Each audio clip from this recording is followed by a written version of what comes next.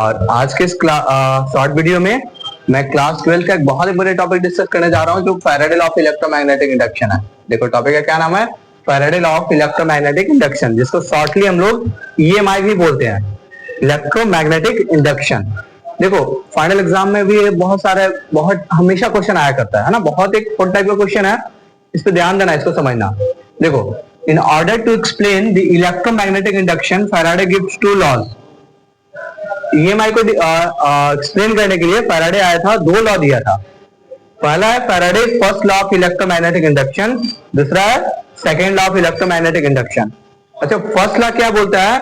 First law जो था qualitative analysis था और सेकेंड लॉ जो था क्वांटिटेटिव एनालिसिस था। हमने बताया था किसी भी चीज का एनालिसिस हम लोग दो वे में करते हैं, क्वालिटेटिवली एंड क्वांटिटेटिवली। तो ये जो फर्स्ट लॉ था क्वालिटेटिव एनालिसिस था और सेकेंड लॉ हमारा क्वांटिटेटिव एनालिसिस था। और फर्स्ट लॉ क्या बताता है, सेकेंड लॉ क्या बताता है, इस पॉइंट को भी हम डिस्कस करने जा रहे हैं, है ना।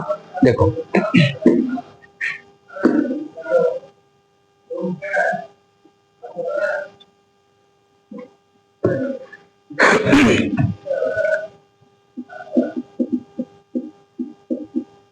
First law of EMI, electromagnetic induction. देखो फैराडे का first law of electromagnetic induction हमें क्या बताता है कि if the magnetic flux link with a coil changes, अगर magnetic flux link with coil change करेंगे then EMF will induced in the coil। अब देखो यहाँ पे दो पॉइंट समझने वाला बात है कि मैग्नेटिक फ्लक्स क्या होता है और मैग्नेटिक फ्लक्स चेंज करेंगे तो EMF इंड्यूस होगा। EMF क्या होता है सर? EMF देखो इलेक्ट्रोमोटिव फोर्स, EMF का फुल फॉर्म होता है इलेक्ट्रोमोटिव फोर्स।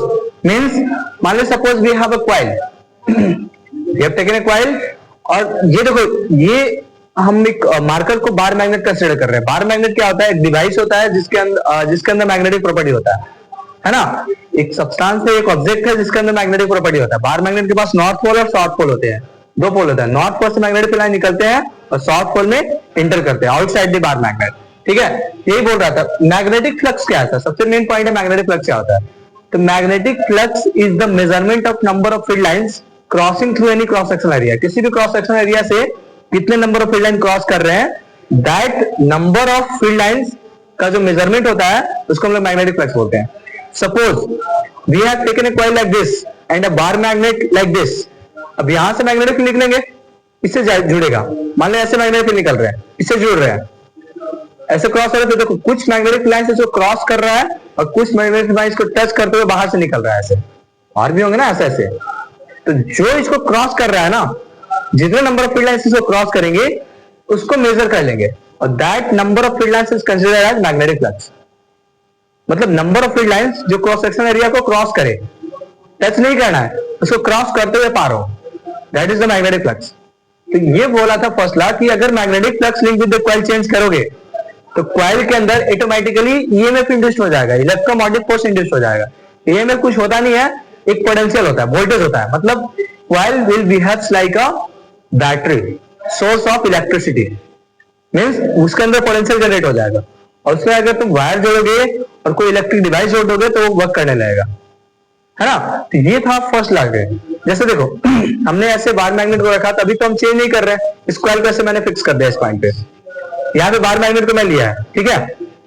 यहाँ पे मैंने बार मैग्नेट को लिया, ऐसे रखे हो तो फ्लक्स तो मान लो 5 या 10 number of field line cross कर रहे हैं, चेंज नहीं हो रहे। तो चेंज नहीं हो रहा तो EMF इंड्यूस नहीं होगा।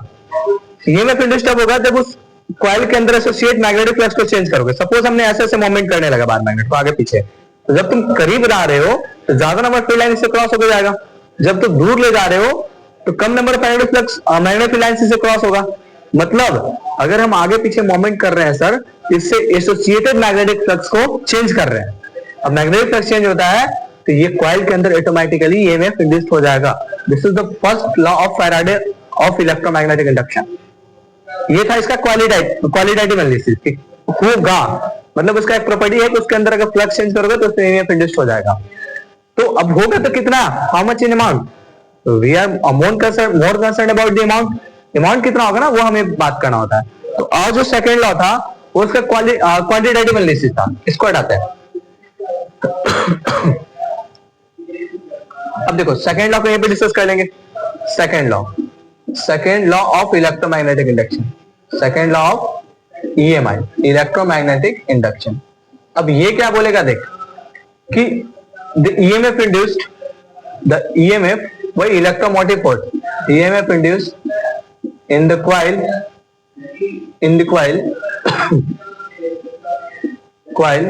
is equal to the rate of change of magnetic flux, rate of change of magnetic flux। मतलब देखो ये उसको आगे क्वांटिफाई कर दिया था, मैंने बताया था एक ऐसा एनालिसिस है, क्वांटिटेटिव एनालिसिस है। जो ईएमएफ इंड्यूस होगा कॉइल में उसका वैल्यू जो होगा rate of change of magnetic flux के बराबर होगा। रेट ऑफ चेंज का मतलब होता है change in something with respect to time. तो rate of change of magnetic flux, flux को फाई से डिनोट करते हैं, d phi by D T. अब यहाँ पे एक नेगेटिव साइन आता है, ये क्या होता है सर, इसका क्या सेंस होता है? तो यहाँ पे देखो नेगेटिव साइन का मतलब हम लिख रहे हैं, negative sign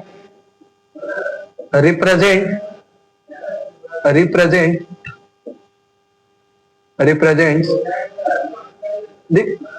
the direction of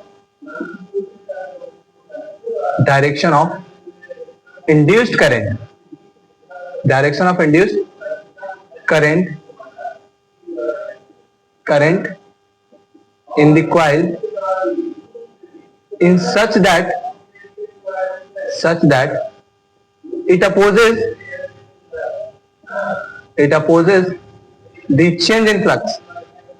the change in flux, बहुत सिंपल पॉइंट है नेगेटिव साइन के बारे में। देखो यहाँ पे जो ईएमएफ इंड्यूस होता है उसका क्वांटिटेटिव वैल्यू होता है minus D phi by D T. अब यहाँ पे माइनस क्यों आया सर?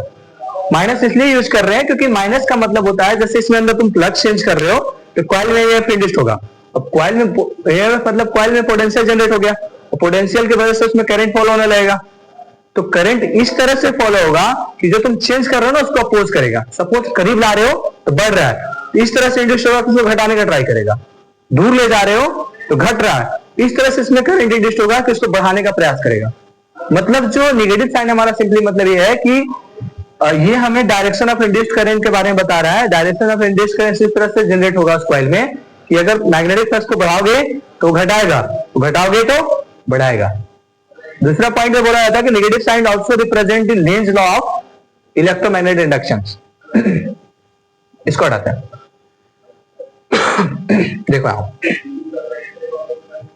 तो यहां पे जो minus D phi by D T है, तो दूसरे वर्ड में बोलते हैं हम लोग कि नेगेटिव साइन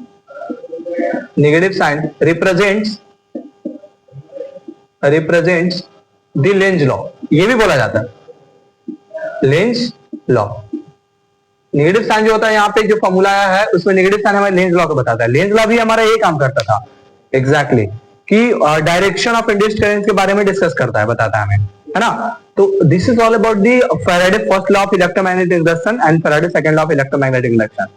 अब जो एक पॉइंट और हम थोड़ा सा डिस्कस करना चाह रहे हैं इसमें कि अगर हमने बोला कि अगर उसमें अंदर पोटेंशियल जनरेट हो रहा है तो करंट भी इंड्यूस्ड होगा, तो इंड्यूस्ड करंट का वैल्यू कितना होगा सर, वो बताइए। इंड्यूस्ड करंट का वैल्यू कितना होगा? चलो यहाँ पे हमने नेगेटिव साइन के बारे में डिस्कस कर रहे थे। तो नेगेटिव साइन जो बता रहा है हमें कि जो करंट इंड्यूस्ड होगा कॉइल में इस तरह से होगा कि वो इंड्यूस्ड करंट के जो चेंज होने वाले फ्लक्स होते हैं उसको अपोज करेगा। मतलब अगर फ्लक्स बढ़ा रहे हो तो उसको घटाएगा, तो घटा रहे हो तो बढ़ाएगा। ये होता है नेगेटिव साइन का मतलब। अब एक बात और कि अगर इसके अंदर ईएमएफ इंड्यूस हो रहा है तो करंट भी इंड्यूस होगा।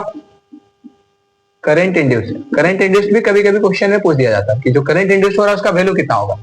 तो आई जो होगा उसका वैल्यू होता है, देखो ओम क्या होता है, ओम लॉ में क्या होता है, V is equal to I R. तो आई इज इक्वल टू क्या होगा, V बाई आर। अब V की जगह पे यहाँ पे हम ये यूज करेंगे EMF by R. This is the value of induced current in the coil. EMF जो है यहां से निकालेंगे और आर क्या होता है, कॉइल का रेसिस्टेंस। कॉइल के पास हर किसी ऑब्जेक्ट के पास अपना रेसिस्टेंस होता है। इस कॉइल का अपना रेसिस्टेंस होगा, इसका सेल्फ रेसिस्टेंस होगा, उससे डिवाइड कर देंगे, that will give us the value of induced current. और this is all about the Faraday laws Lenz laws, negative sign, quantitative and qualitative analysis. Thank you. हाँ सर, बनाया बढ़िया है।